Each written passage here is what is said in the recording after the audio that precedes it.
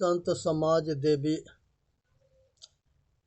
पूजनीय संत समाज देवी और देवता सुने समझे विचार करे और अपना कल्याण करे। मनुष्य के भोजन पर उसकी जीवन आधारित है, इसलिए संसार के अंदर भोजन के दान महादान में आता है। मनुष्य जो है दीन दुखी लाचार विवश मजबूर के अगर भोजन और पानी के सेवा देता है तो वहाँ से दुआ मिलता है। तो इसलिए महादान के अंतर्गत भोजन पानी है। पात्र के देख करके दान देना चाहिए। जो संपन्न है उसको दान देने से कोई फल नहीं मिलता है। अगर वो शराब मांस खा के किसी के बेटी बहन के बेइज्जत किया तो उसमें और पाप के भागी बनना पड़ता है और वो पुण्य के जगह पर पाप हो जाता है। इसलिए पात्र को देख करके दान करो। ये देखो कि जरूरतमंद कौन है। वैष्णो देवी में ये दास गया था तो वहाँ पर हर जगह बोर्ड देखा था कि ये भिखारियों के भिक्षा दे के इसके मनोबल मत बढ़ाओ, पात्र के देख करके दान दो। अब यहाँ पर गरीब आदमी के भोजन पानी दे दो तो वो दुआ देता है। गरीब आदमी के निवस्त्र में सर्दी में चाहे किसी मौसम में अगर उसकी वस्त्र देख के शरीर के ढांक दो तो ये भी महादान है। वस्त्र दान महादान है। भोजन पानी के दान महादान है। जिसके रहने के शरण ना होके उसको रहने के शरण दे दो, ये महादान है। अगर किसी आदमी के बीमार है, लाचार विवश मजबूर है तो उसको दवा करा देना, सेवा कर देना, ये महादान है। और किसी के गरीब आदमी के लड़की के बेटी के शादी कर देना, ये महादान है। संसार के लाचार विवश मजबूर के मुसीबत में सहयोग करना, ये महादान है। भोजन पानी के दान पहला दान है। वस्त्र के दान दूसरा दान है। और रहने का ठिकाना देना तीसरा दान है। लाचार विवश और मजबूर के बीमारी में दवा करा देना, ये चौथा दान है। गरीब के बेटी के शादी कर देना, ये पांचवा दान है। और लाचार विवश और मजबूर के सहायता करना, ये छठा दान है। इस तरह से बुद्ध भगवान धम्मपद में कहते हैं, अपने शिष्यों के उपदेश देते हैं, सबके लिए उपदेश दिए कि जो आदमी जो बोता है वही काटता है। जो दोगे वही आगे मिलेगा। दुख दोगे तो दुख मिलेगा, सुख दोगे तो सुख मिलेगा। इसलिए कहीं लिखा है और किसी ने कहा है, अगर मनुष्य के हित में है तो उसको अगर मान लो और उस काम को करोगे जिससे मनुष्य के हित होता है, तो विचार से निर्णय करके और वो काम करो जिससे मनुष्य जाति के हित हो। कोई कहा हो और कहीं लिखा हो मनुष्य जाति के हित में है तो मान लो और उस काम के करो। और कोई कहा है और कहीं लिखा है अगर मनुष्य जाति के अहितकर है तो नहीं मानना है, नहीं करना है। चाहे वो बाप हो चाहे भगवान हो, कोई हो। इसलिए सावधान हो करके ये दान रूपी शक्ति के पहचान करना है। ये दान के बल पर अगला जन्म जो है संपन्न परिवार में होता है और दरिद्रता से मुक्ति मिल जाती है। अच्छे माता पिता मिलता है, अच्छे परिवार मिलता है, अच्छे घर मिलता है, अच्छे जो है संस्कारी परिवार मिलता है। आज जीवन भर सुखमय जीवन कटता है। जब हम अच्छे खेती करेंगे तो सब कुछ अच्छा मिलेगा, बुरा खेती करेंगे तो सब कुछ बुरा मिलेगा। तो ये अपना कर्म के ऊपर है। अगर पुण्य कर्म किए हैं तो स्वर्गीय सुख पाएंगे, पाप कर्म करेंगे तो नरकीय दुख पाएंगे, निष्काम कर्म करेंगे तो जन्म मरण से छूट जाएंगे। इसलिए ये सब भोजन के ऊपर निर्धारित है। अगर हम शाकाहारी भोजन करेंगे तो हमारे शरीर जो है शक्तिशाली होगा, हमारी बुद्धि शक्तिशाली होगा, हमारे विचार शक्तिशाली होगा और हमारा कर्म भी सात्विक होगा। तो उससे हमारा कल्याण होता है। अगर मांसाहारी भोजन करते हैं तो जहाँ मांस होता है वहाँ शराब होता है, नशा आ जाता है, वेश्या गमन हो आ जाता है और उससे मनुष्य के अहित होता है। इसलिए सावधान हो करके अपना काम करनी है। मनुष्य के जीवन में तबे जाके सुख शांति मिलता है जब उसके कर्म ठीक होते हैं।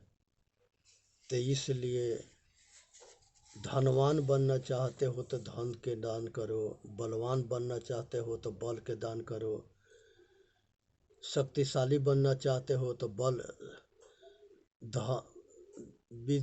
धन और बल और विद्या के दान करोगे तो धन दान करोगे तो धनवान बनोगे, बल दान करोगे तो बलवान बनोगे, विद्या के दान करोगे तो विद्वान बनोगे, ज्ञान के दान करोगे तो ज्ञानी बनोगे।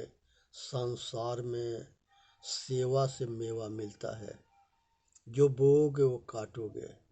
सुख रूपी खेती करोगे तो हम सुखी रहेंगे, अगर दुख रूपी खेती करेंगे तो हम दुखी रहेंगे। इसलिए सुख रूपी खेती करना है और ऊपर उठ करके अपना कल्याण करना है।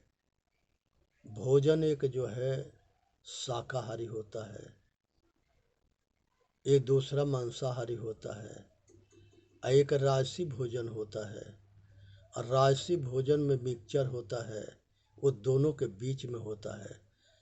उसको जो है लोक दिखावा के लिए धर्म के भी काम करेगा और संसार के सब मजा भी लेगा। ये सारे राजा महाराजा भी यही रजोगुणी थे। एक तरफ जंगल में जा कर के आप पशुओं के बलि शिकार खेलते थे, आप पशुओं के मारते थे। एक तरफ यज्ञ हवन पूजा भी करते थे। ये जो है दुविधा में रहे,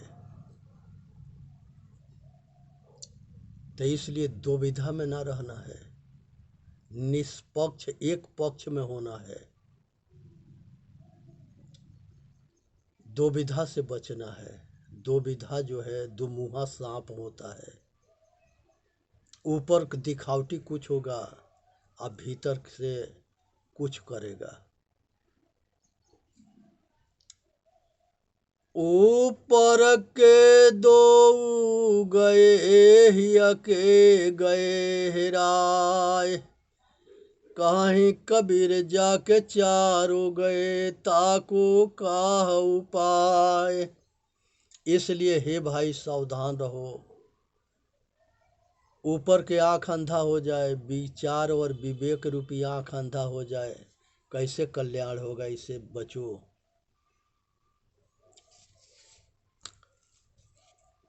तो इसलिए शुद्ध शाकाहारी बनो, शुद्ध भोजन पानी या वायु के उपयोग करो। भोजन भी शाकाहारी हो, पानी भी शुद्ध हो, वायु भी शुद्ध हो, इससे स्वास्थ्य बढ़िया रहता है। उसके बाद से जो है यज्ञ जो है 3 प्रकार के होता है।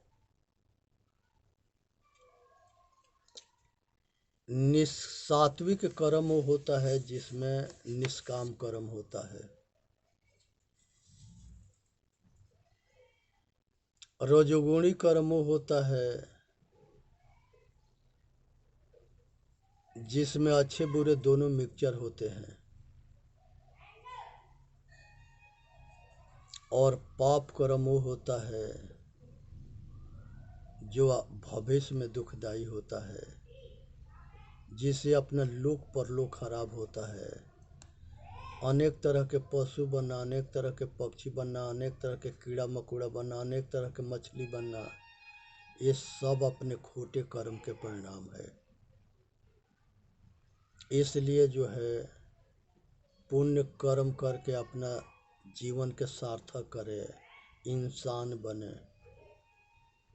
अगर इससे ऊपर उठे तो निष्कामी होकर के अब भगवान बने, जन्म मरण के चक्कर से छूटे, पाप कर्म से बचे। यही कर्म के 3 रूप है जो कृष्ण भगवान गीता में दिए हैं। इसको यज्ञ भी कहते हैं, ज्ञान भी, ज्ञान के योग है। इनके जो है समझने की ज़रूरत है और अपना कल्याण करने की ज़रूरत है। संसार के अंदर मोह जो होता है ये आसुरी संपदा के राजा है। जड़ भरत नाम के एक पंडित विद्वान हुए थे जो भरत के दूसरा जन्म माना जाता है।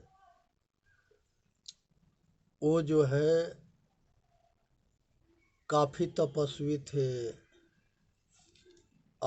उनके जंगल में तप कर रहे थे, एक हिरण के बच्चा मिला गया।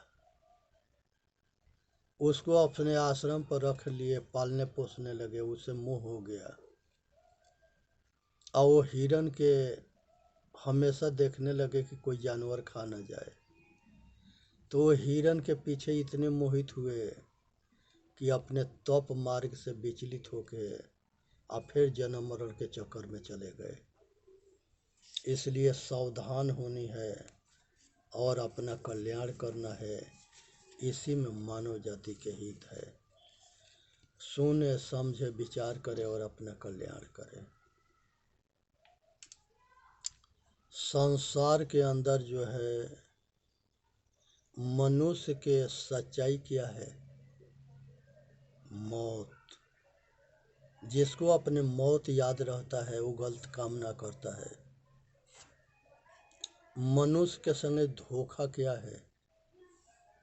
अज्ञानता में पड़ करके अपना जीवन के समाप्त कर देना, ये धोखा है। मनुष्य के कमजोरी क्या है? लाचारी, विवशता, मजबूरी, गरज। जब आदमी के गरज होता है तो भटक जाता है और सब कुछ करने पर मजबूर हो जाता है। इसलिए सावधान रहनी है और अपना कल्याण करना है।